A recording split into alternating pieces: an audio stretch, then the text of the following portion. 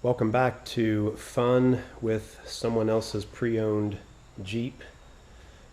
So I took this Jeep into the dealer for airbag service. This is a 2008 JK, and the prior owner never had the airbag recall performed.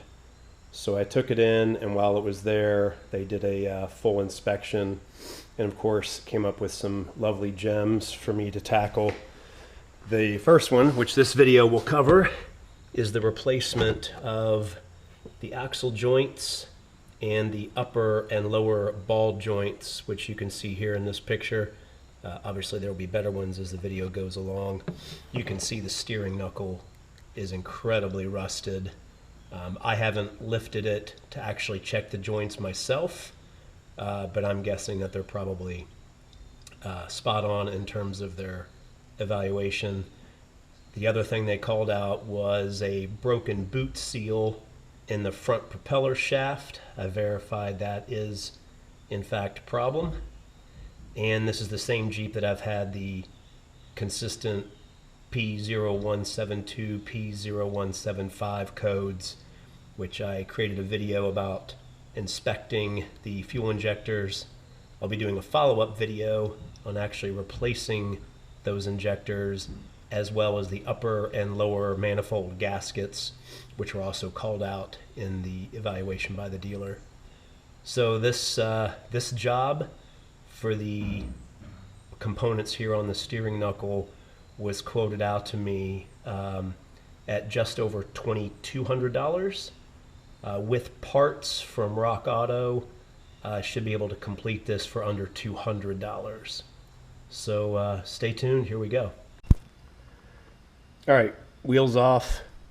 I didn't put that in the video. If if you need a video to take the wheel off, this may not be the video to start with for your DIY project. So we're going to remove the entire brake caliper assembly.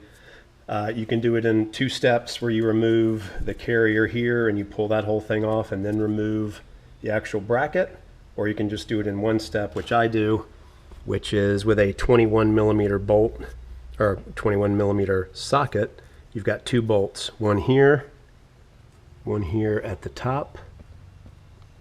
Obviously I'm not a professional YouTuber, so basically two bolts that hold the entire caliper assembly onto the hub and the steering knuckle. So two 21mm, we'll take that off, and then we're going to use a piece of coat hanger to hang it off of here to relieve any pressure on the brake lines.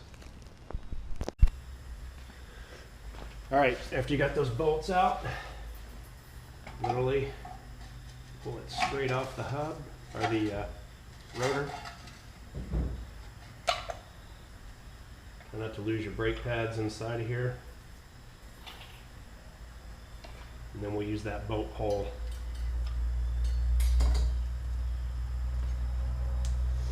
And get it up and out of our way.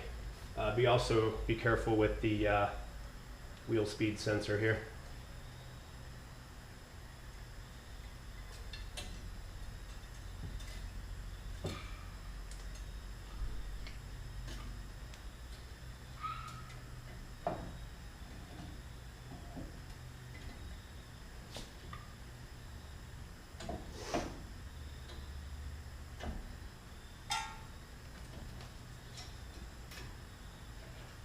All done, and then depending on how long your rotor's been on, you may have to bang this off with a rubber mallet or something, but I recently did wheel service on this, so lucky for me. And I just drove it, making sure it's not going to burn me. Slides right off.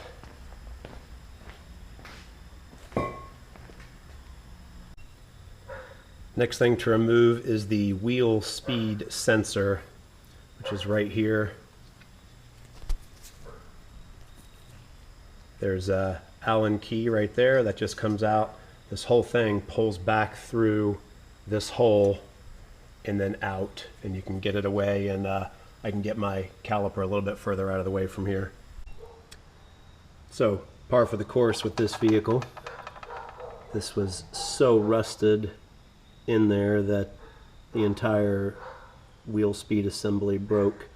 So I can't get it out. I've tried a couple different ways. Once I get the actual hub taken out and the half shaft taken out, I think I can get to it from the inside and push it out. So I'll make sure I include that as part of the video. All right, next, the dreaded axle shaft nut. This is a 33 millimeter nut. If you don't have an impact wrench with a 33 inch, this is going to be tough, because if you try to use a breaker bar, this whole thing is going to want to spin. But usually with an air ratchet, you can get enough torque on it to get it out. I actually have to have an adapter. The only closest socket I have is actually a 3/4 inch drive. So I had to put this little adapter on here to get to my 1/2 inch to here. And I don't have a 33 millimeter socket, so I am using a 1 3/8, which is about the closest you're going to get. So you can see that it's pretty rusted. My anticipation is this is not going to come off easy, and I'm going to have to blast this and let it soak for a bit, but we will see.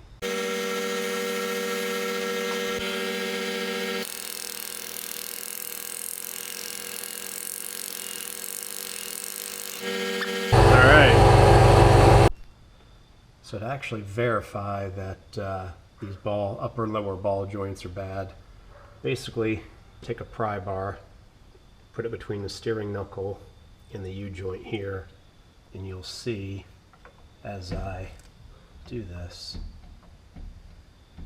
there's a lot of up and down play in that ball joint. You can hear it. Same with the bottom, obviously. If one's moving, so is the other one.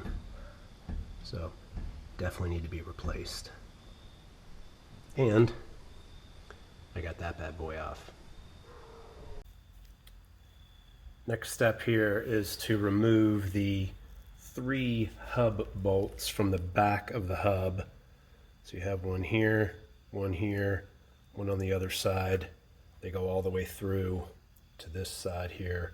Mine are pretty rusted on, as you can see. No big surprise. I'm going to put some blaster on those. This socket, which you can sort of see in the detail, this is a 12-point bolt. You do not want to use a 6-point socket. First of all, if you try and put a 13 millimeter 6-point, it's too small.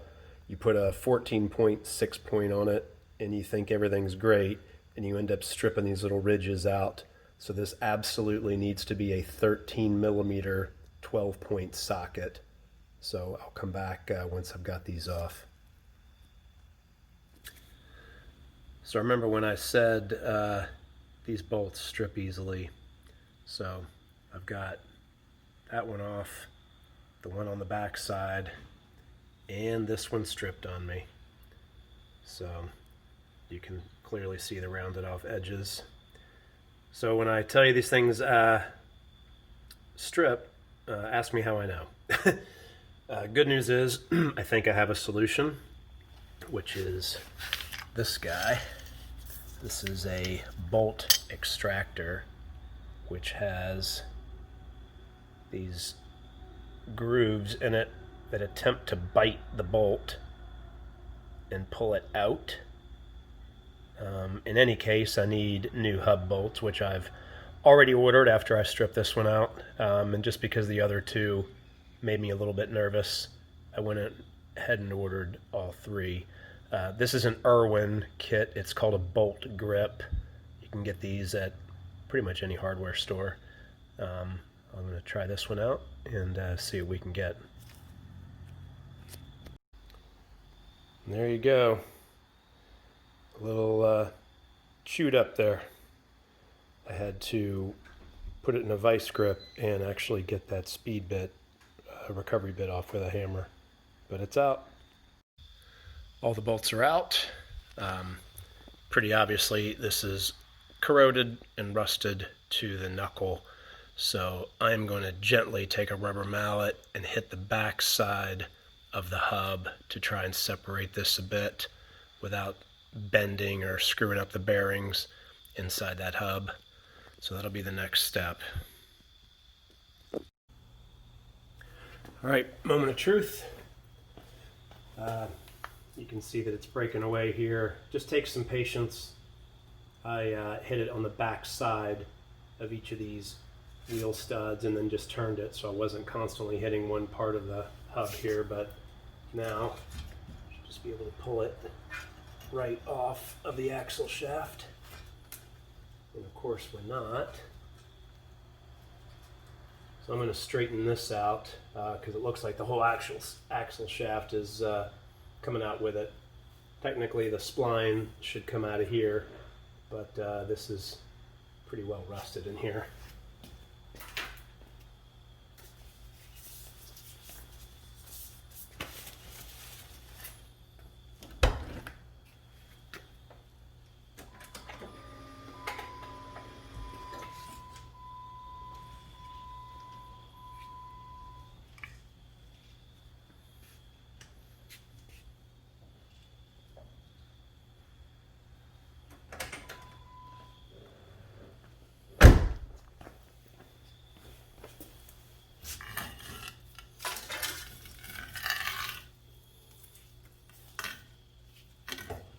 That'll do her.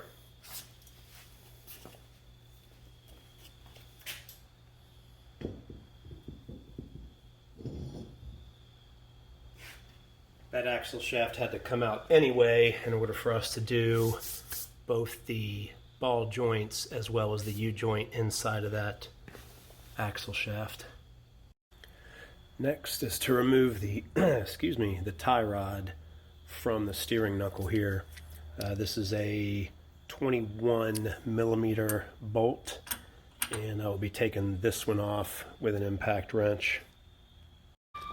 So final piece to the steering knuckle are what they call these castle nuts, because they kind of look like a castle. There is a cotter pin in there in one of those. You can see it right there at the bottom. It's inside of that groove that's facing us right there. So take that cotter pin out and then loosen the castle nut, you know, maybe like 1/4 of an inch, 3/8, something like that, enough to give it some wiggle room. Do the same thing with the top castle nut up here on the top ball joint.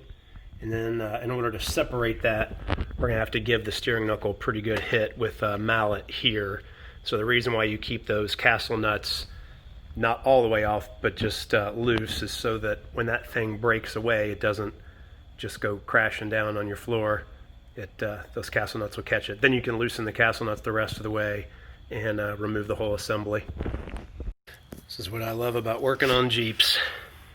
So, well, let me start here. Top castle nut off, good. It's sitting right there right now to hold this knuckle on here, but the bottom, unfortunately, when I try to take the castle nut off, the entire piece spins with it, so I can't get it off. It came down this far and it's stuck on something, so I'm going to take my angle grinder and just cut that off right there, because this whole piece is part of the new ball joint. So thankfully I don't need that. I've got the top tied up here so it doesn't fall. So with any luck, I'll have that thing off here in a minute. Bolt 0, Austin 1. And it's smoking hot. But it's off. And now I should be able to pull the steering knuckle the rest of the way off.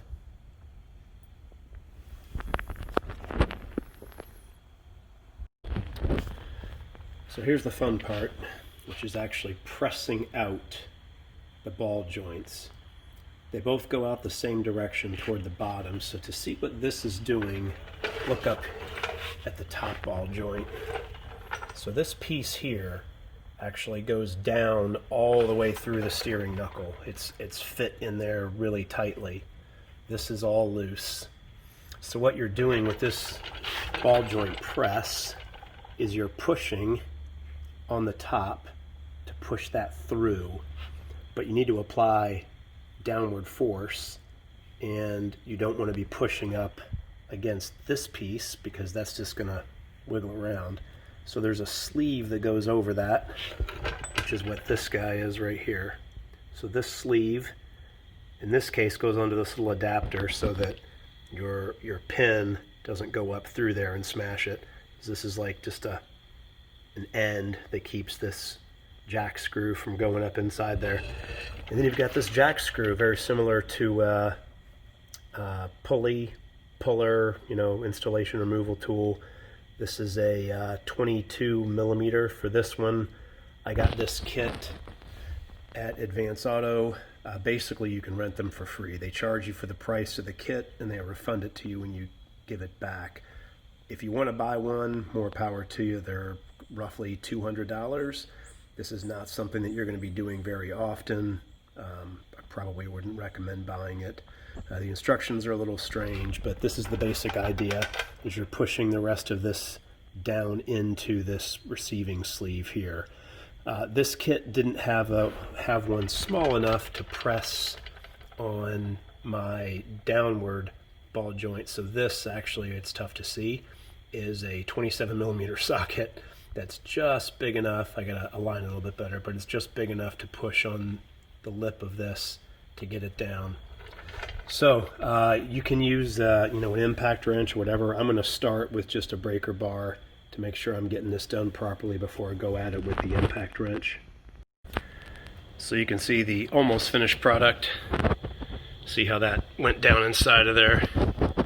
Here's my 27 millimeter socket. So it pushed it down in there. You can see it coming out the bottom. You can continue to use the press once you break it free, or a lot of people just set that on there and smack it with a mallet. I will say that it took some force. My impact wrench actually couldn't generate enough, so the breaker bar was the way I had to go. But when it gave, it made a pretty loud pop. I thought I broke something, but it gave.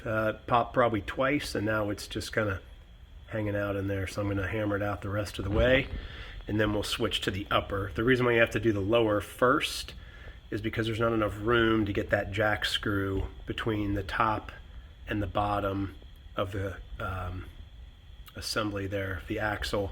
So when we get the top one ready, we're actually going to put the jack screw all the way up through this hole and then all the way this way. So bottom goes first. Bottom one's out. It only took a couple taps actually to get that out of there from where it was when you saw it last time.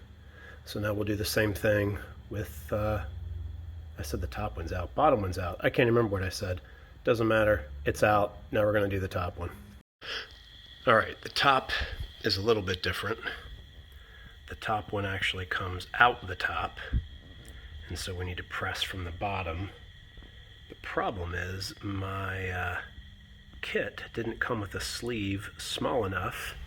If you remember when I did the bottom, I had to use a 27 millimeter socket. The problem is that bolt that comes down out of here isn't big enough so that it couldn't go through. So I used one of these 3/4 inch sockets. It's the same one I used to take off the axle nut earlier today. And I'm just gonna kind of press that jack screw right up into it and hope for the best.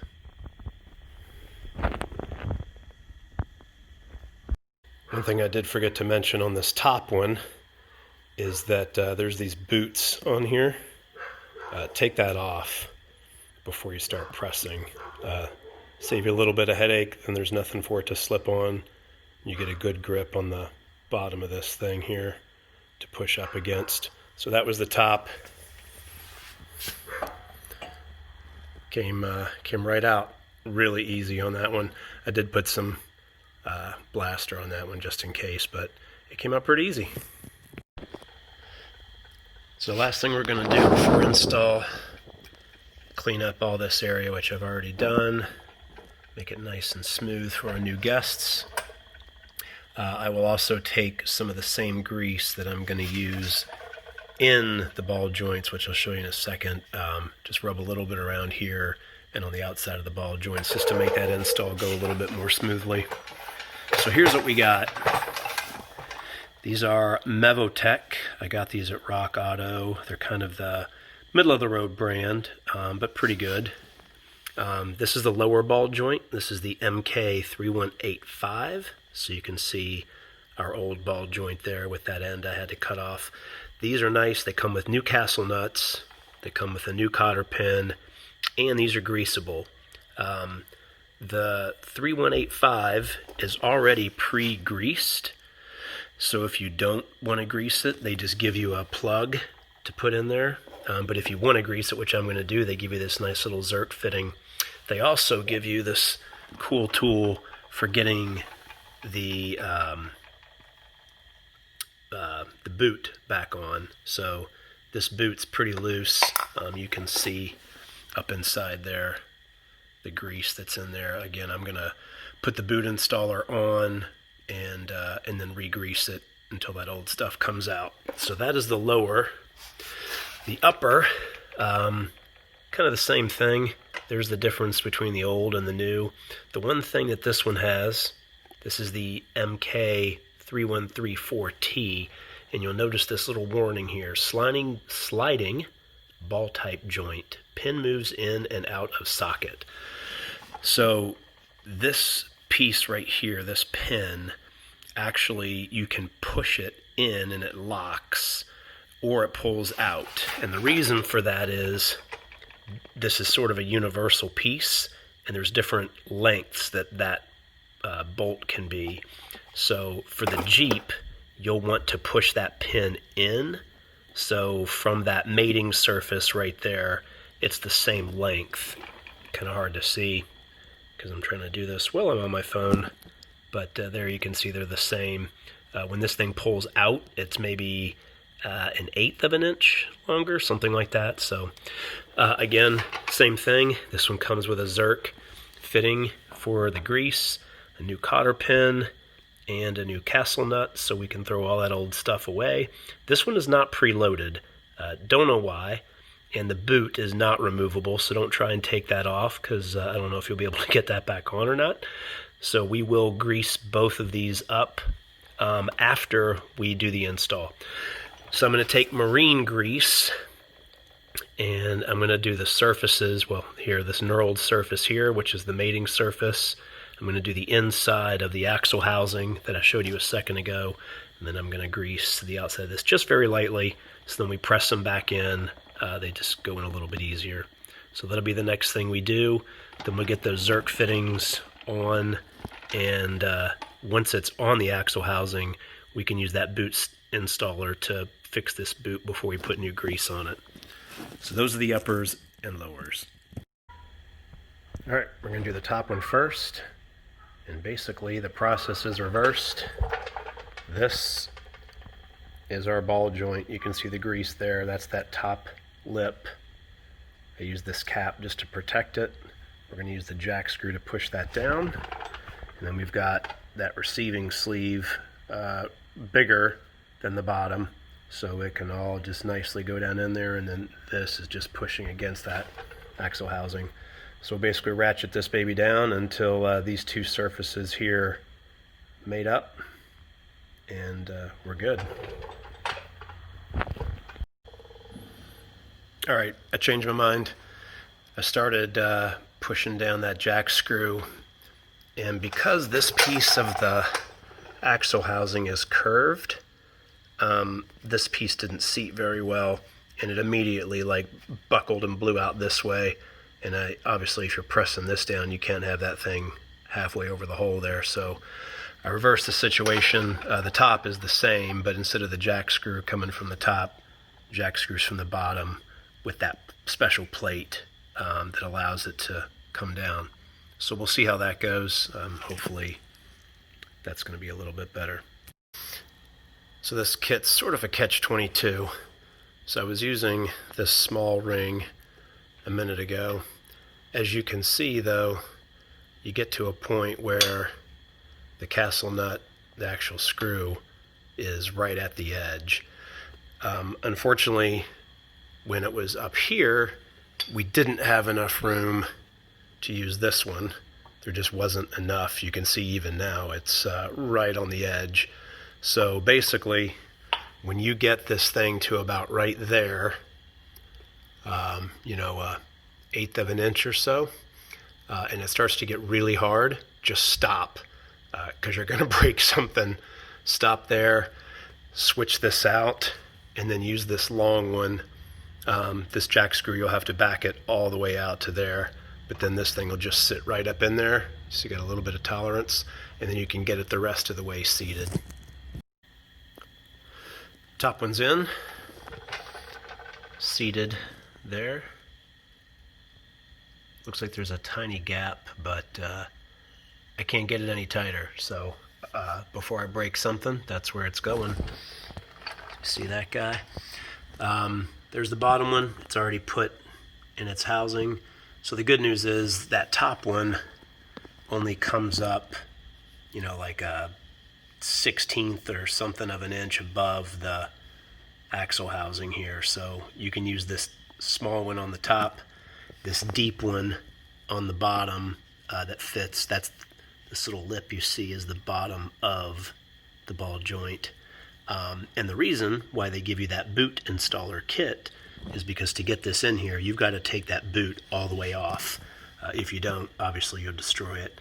So you pull the boot off, leave it bare, get it up in there, and then use that boot installer tool to get the boot back on. So same principle, we'll be turning the jack screw and getting this bad boy set up in there.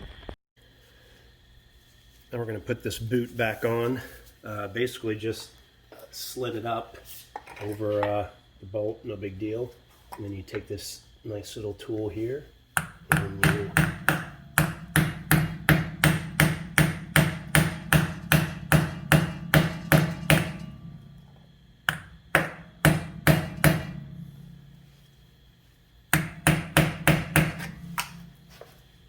make sure it's seated all the way around, and you're done.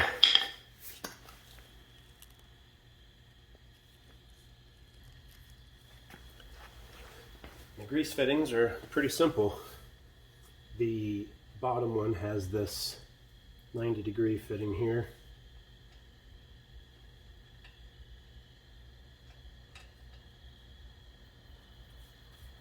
Get that one going. Top one is just straight fitting, just like a little zerk nipple right on the top there. And then obviously for maintenance, you want to turn this so that you can get to this fitting without having to remove all those components again. So just give it a little bit more of a turn until it's facing that way.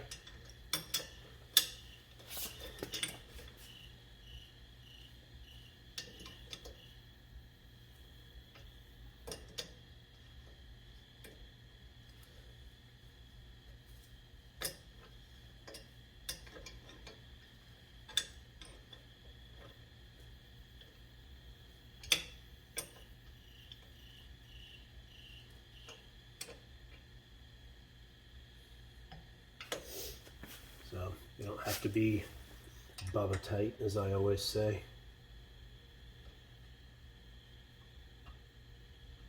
Let's see if I can get that one just a little more.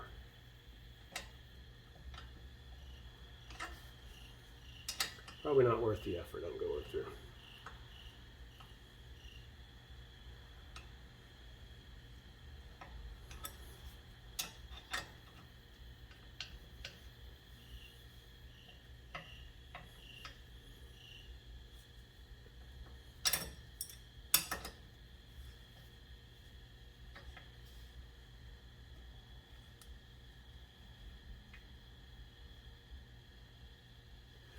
All right, and then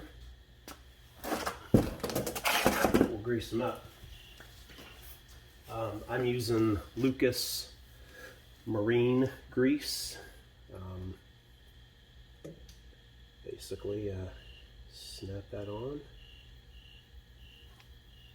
Ooh, need to tighten up my grease gun fitting. And basically grease this up until you start to see it barely start coming out of the edges there. You see that piece right there? It just started to bubble a little bit. See that? That tells you you're good.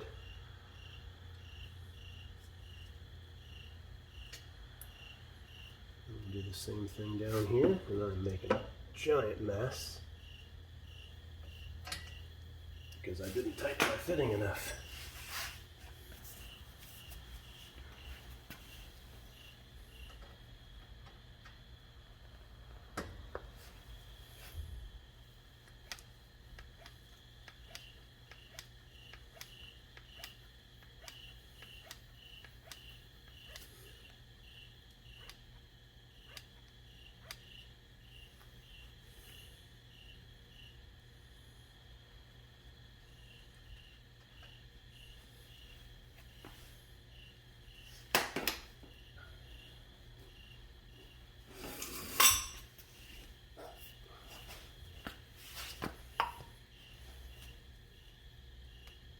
So much in there. We'll do that back off.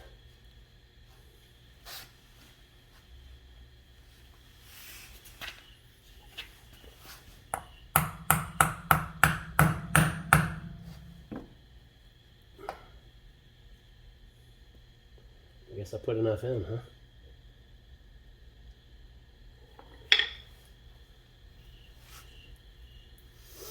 A little too much.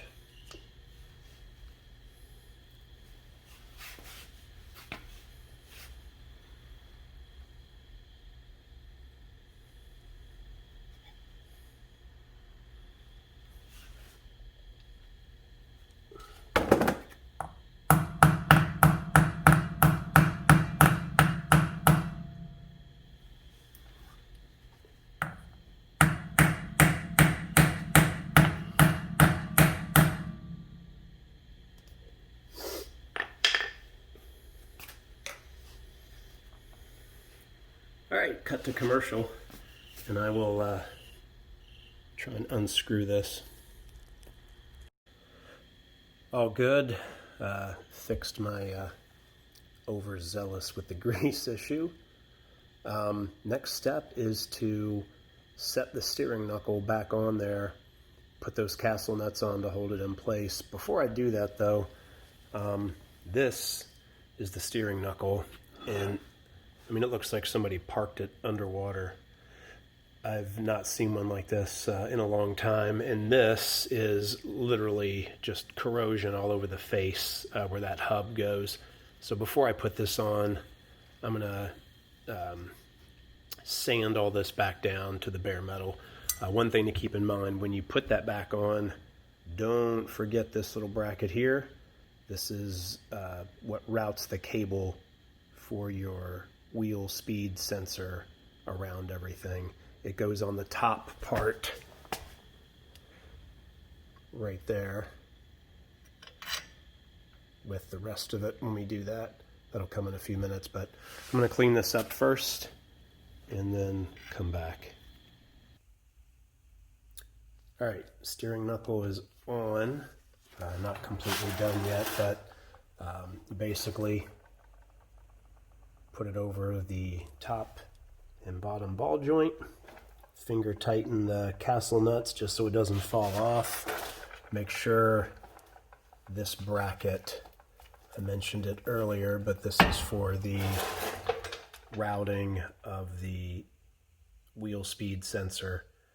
You'll notice on there, well, you can't see very well, there's an arrow that points to the front and an L for left. So you know this is the left bracket, which on this Jeep is the driver's side, and that points to the front. It's a little bit bent. I'll fix that in a little bit. I polished up the face with the 180 grit sandpaper.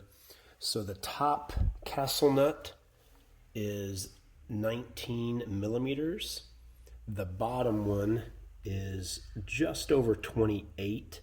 I don't have a metric socket that big. 27 is too small. The one that I'm going to use is 1 1/8, which is somewhere between 28 and 29 millimeters. So basically, if you've got one that big, pick one that doesn't slip. Tighten them both to 70 foot-pounds. Do the upper one first, do the lower one second, and it'll draw that steering knuckle up onto the proper spot on the ball joint, so you don't have to press anything or do anything like that. Just the force of that will do it all by itself, and then you're good. So one thing I forgot to mention is with those castle nuts, you need the cotter pin to go in there. You'll notice this is the top. You can see the hole for the cotter pin. If you tighten it to the 70 foot-pounds and don't see that hole, it's probably behind one of these castles or turrets or whatever you want to call them. So you just need to tighten it a little bit more, swing it around until you see the hole for the cotter pin, and then you just slide the cotter pin in and then spread the two halves as it comes out the other side. Next, we're going to get the tie rod back on the steering knuckle here.